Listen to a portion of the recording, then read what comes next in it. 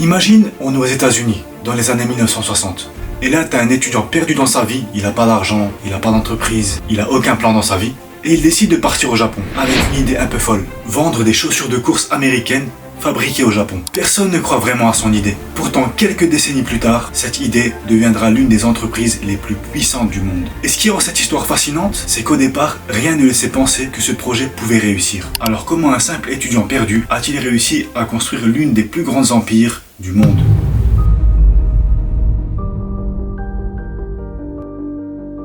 Tout commence avec Philip Knight, dans les années 50. Philip est un étudiant à l'université de l'Oregon. Il étudie le journalisme et court pour l'équipe d'athlétisme. Son entraîneur s'appelle Bill Bowerman, un coach déjà très respecté qui entraîne des athlètes olympiques. Bowerman est obsédé par une chose, améliorer les chaussures de course. Il démonte régulièrement les chaussures, il s'amuse avec, il apprend comment les remonter, il coupe les semelles, il ajoute du coussin, change les matériaux. Parfois ça marche, mais parfois les coureurs ont encore plus mal qu'avant. Mais une chose est sûre, Bowerman est un véritable inventeur. À ce moment-là, ni lui, ni Phil Knight n'imaginent que leur relation va devenir la base de la plus grande marque de sport du monde. Après l'université, Phil Knight est complètement perdu. Il rêvait de devenir un grand athlète, mais à 24 ans, il doit accepter la réalité. Il n'est pas assez bon pour atteindre le haut niveau. Il était complètement perdu.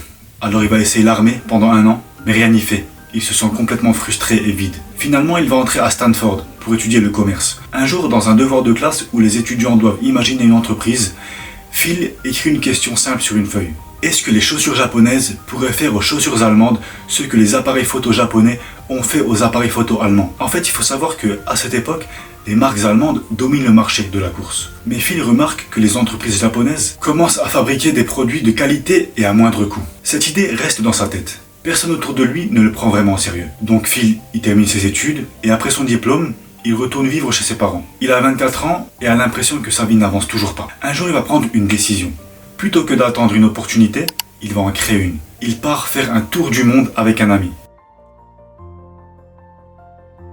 Il visite l'Europe, l'Asie, la Grèce. À Athènes, Phil voit le temple dédié à la déesse grecque de la victoire, Niké. À ce moment-là, ce nom ne signifie rien de particulier pour lui, mais il restera quelque part dans le coin de sa mémoire. Plus tard, il s'arrête à Hawaï. Les deux amis adorent l'endroit et trouvent même un travail étrange. Vendre des livres en porte-à-porte pour pouvoir rester plus longtemps sur l'île. Phil est extrêmement timide et mauvais vendeur. Les portes se ferment souvent devant lui. Mais une chose continue de l'obséder. Son idée de chaussures japonaises. En 1962, il décide d'aller au Japon, à Kobe. Il découvre une marque appelée Onitsuka Tiger. Les chaussures lui plaisent immédiatement. Elles sont solides, légères et surtout beaucoup moins chères. Phil réussit à obtenir un rendez-vous avec les dirigeants de l'entreprise. Il est nerveux, il n'a aucune expérience dans le commerce international. Pour se préparer, il achète un livre intitulé « Comment faire des affaires avec les Japonais ». Pendant la réunion, il se fait passer pour une entreprise américaine de distribution de chaussures. Le problème, c'est que cette entreprise n'existe pas. Quand les dirigeants lui demandent le nom de sa société, il voit flou. Puis il répond d'un coup « Blue Ribbon Sports ». Il vient littéralement d'inventer son entreprise sur le moment. Les dirigeants japonais aiment l'idée et acceptent d'envoyer des échantillons de chaussures aux États-Unis. Phil rentre chez ses parents et attend les chaussures. Les jours passent, les semaines, puis les mois. Son père lui dit même que les $50 qu'il a envoyés pour les échantillons sont probablement perdus. Puis un matin, 12 paires de chaussures arrivent devant sa porte. Phil est excité. Il va immédiatement voir son ancien entraîneur, Bowerman, pour lui montrer les chaussures. Bowerman est stupéfait. Il lui propose immédiatement quelque chose d'inattendu. Devenir son partenaire. Les deux hommes investissent chacun $500 et commandent 300 paires de chaussures en provenance du Japon. Le problème, c'est qu'ils n'ont aucun magasin pour les vendre. Alors Phil commence à vendre les chaussures directement dans le coffre de sa voiture lors des compétitions d'athlétisme. Il discute avec les coureurs, leur explique pourquoi ses chaussures sont meilleures. Bizarrement, lui qui était très timide et qui était un mauvais vendeur, devient un excellent vendeur de chaussures. Pourquoi ? Parce qu'il croit réellement en son produit. En 3 mois, les 300 paires sont vendues. La première année, Blue Ribbon Sports réalise environ $8000 de vente. L'entreprise commence à grandir tout doucement. Bowerman, l'entraîneur, continue d'améliorer les designs. L'une de ses créations, la Cortez, devient extrêmement populaire. Dans les années 1960, Bowerman publie même un livre sur le jogging qui se vend à plus d'1 million d'exemplaires. À l'époque, courir pour le plaisir n'est pas courant. En fait, c'est Nike qui a lancé cette mode. Ce livre contribue à populariser le jogging et donc à vendre encore plus de chaussures. Mais un problème apparaît. Le partenaire japonais Onitsuka Tiger commence à chercher d'autres distributeurs aux États-Unis. Il propose même d'acheter 51% de l'entreprise de Phil. Il refuse immédiatement. Il est furieux. Plutôt que de dépendre d'une autre entreprise, Phil décide de créer sa propre marque de chaussures. Et à ce moment-là, ils se disent, mais comment on va appeler notre entreprise? Phil propose Dimension 6, mais personne n'aime ce nom. Un employé, Jeff Johnson, raconte qu'il a rêvé d'un nom pendant la nuit, Nike, la déesse grecque de la victoire. Phil n'est pas convaincu, mais ils n'ont pas le temps de choisir. Et pour le logo de Nike qu'on connaît tous, ils n'ont pas beaucoup d'argent pour investir dans des graphiques, donc ils vont engager une étudiante en dessin. C'est même pas une employée, ils vont engager une étudiante et ils vont la payer 35 $. Le logo signifie le swoosh que l'on peut retrouver dans certains sports de raquettes ou au golf. En 1971, Blue Ribbon Sport devient officiellement Nike. Les ventes explosent rapidement. La marque apparaît aux Jeux Olympiques de 1972. Et quelques années plus tard, l'entreprise génère déjà des dizaines de millions de dollars. Nike commence à devenir une marque mondiale. Tout le monde la connaît. Mais tout n'est pas rose dans l'histoire de Nike. Et elle connaît aussi des crises. À un moment, Nike reçoit une facture de 25 millions de dollars du gouvernement américain à cause d'une règle obscure sur les taxes d'importation. Les concurrents comme Converse ont fait pression sur le gouvernement pour freiner Nike. Après 3 années de bataille juridique, Nike réussit à réduire la facture à 9 millions. En 1980, Nike entre en bourse.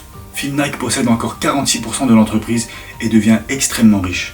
Un des moments les plus émouvants, c'est quand il annonce aux parents d'un ancien employé que les 8 000 $ qu'ils avaient investis pour sauver l'entreprise au début valent maintenant 1,6 million de dollars. Nike continue de grandir grâce au marketing et aux athlètes. La marque signe des contrats avec des jeunes talents comme Michael Jordan. Les Air Jordan deviennent l'une des lignes de chaussures les plus rentables de l'histoire. Mais Nike n'est pas seulement une success story. Dans les années 90, l'entreprise est accusée d'utiliser des usines avec de mauvaises conditions de travail et même du travail d'enfants. Des protestations éclatent dans le monde. La réputation de la marque est sérieusement touchée. Nike promet alors d'améliorer les conditions dans ses chaînes de production. Malgré toutes les controverses, Nike devient encore plus puissant. La marque utilise même parfois la polémique dans ses campagnes publicitaires. En 2018, par exemple, Nike soutient le joueur Colin Kaepernick, ce qui déclenche un énorme débat politique aux États-Unis. Certaines personnes brûlent leurs chaussures Nike, mais paradoxalement, les ventes augmentent. Aujourd'hui, Nike génère des dizaines de milliards de dollars chaque année. Et quand on repense à l'origine de cette entreprise, c'est presque incroyable. Un jeune homme sans expérience qui vendait les chaussures dans le coffre de sa voiture avec une entreprise inventée sur un coup de tête pendant une réunion au Japon. L'histoire de Nike rappelle une chose simple. Parfois, les projets les plus grands commencent par une idée que tout le monde trouve un peu folle, et par une personne qui décide malgré tout d'essayer. Avant de finir, laisse-moi te citer quelques faits incroyables sur Nike. Il faut savoir que la valeur de la marque Nike dépasse régulièrement les 150 milliards de dollars. À elle seule, la marque vaut plus que l'économie annuelle de plusieurs petits pays. Autre fait surprenant, Michael Jordan gagne aujourd'hui encore plus d'argent avec Nike qu'à l'époque où il jouait au basket. Chaque année, il reçoit plus de 300 millions de dollars grâce aux ventes des Air Jordan. Une autre particularité de Nike, c'est que Nike, bien que ce soit une des plus grandes entreprises du monde, ne possède presque aucune usine. La production est réalisée par des centaines d'usines partenaires à travers le monde. Ce modèle a permis à Nike de se développer extrêmement vite et de devenir l'une des marques les plus puissantes de la planète. Quand on met tout ça bout à bout, on réalise que Nike n'est pas seulement une entreprise de chaussures. C'est une histoire d'audace, de hasard, de décisions risquées et parfois même de controverses. Mais c'est aussi la preuve qu'une idée qui semble parfois folle au départ peut parfois transformer le monde. C'était l'histoire de Nike. Est-ce que toi tu savais combien ils avaient payé le logo ? 35 $. Le logo qu'on voit aujourd'hui partout. Si tu as aimé, n'hésite pas à mettre un j'aime. Si tu as d'autres informations, écris-le en commentaire. Abonne-toi parce que de nouvelles vidéos arrivent. Si tu as regardé jusqu'à la fin, merci d'avoir regardé et à bientôt.